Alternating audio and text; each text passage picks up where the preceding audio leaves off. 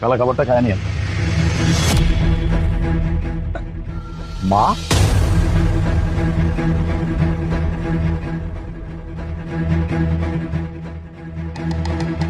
Aunty, আপনার এই অবস্থা কেন? আপনার পুরো শরীরে মারের দাগ, আপনি এরকম কাপড় চোপড় পরে রাস্তায় বসে আছেন, কি হয়েছে?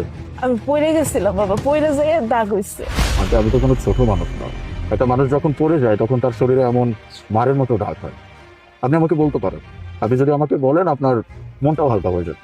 কি আর কমু বাবা, আমার দুইটা পোলা। ছোট পোলা বিয়ে করছে, ছোট পোলার সাথেই আমি থাকতাম। ছোট পোলা আর ছোট পোলার বউ আমার মায়েরা বাড়ির থেকে বাইর করে দিছে। বেরো বাসা থেকে, বেরো বেরো।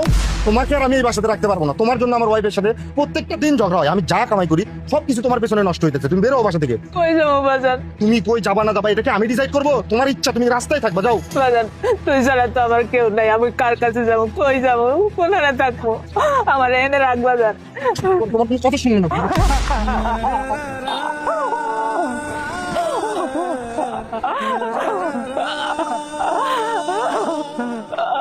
বাবা, আমার বড় পোলা তো বিদেশ থাকে। আমার বড় পোলা যদি বাড়িতে থাকতো, আমার ছোট পোলা আমার সাথে এমন করার সাহস পাইতো না। আমার পোলা নাই দেখে আজকে আমার ছোট পোলা আমার মায়েরা বাড়ির থেকে বাইর করে দিছে, আর কইছে তুই কোনোদিন বাড়িতে আবি না, এই বাড়িতে তোর জায়গা নাই। আমি খালি আমার বড় পোলার অপেক্ষা করতেছি। আমার পোলায় দেশে আইলে আমার সাথে যে অন্যায় করছে এইটার বিচার আমার পোলায় করবো। আমি আল্লাহর উপরে ভরসা করে এখনো বইয়া আছি। আমার পোলা একদিন ফিরে আইবই। অবশ্যই ফিরবে মা, তোমার বড় ছেলে অবশ্যই ফিরবে। বাজান, তুই আসিস বাজান। মা, আমি কল্পনাও করতে পারতেছি না যে আমি ওকে এই অবস্থায় দেখি।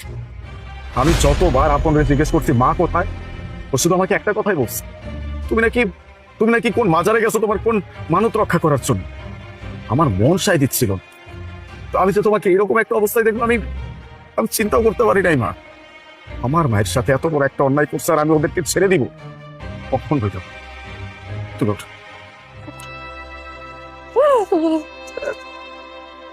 বাজান, তুই আসিস বাজান।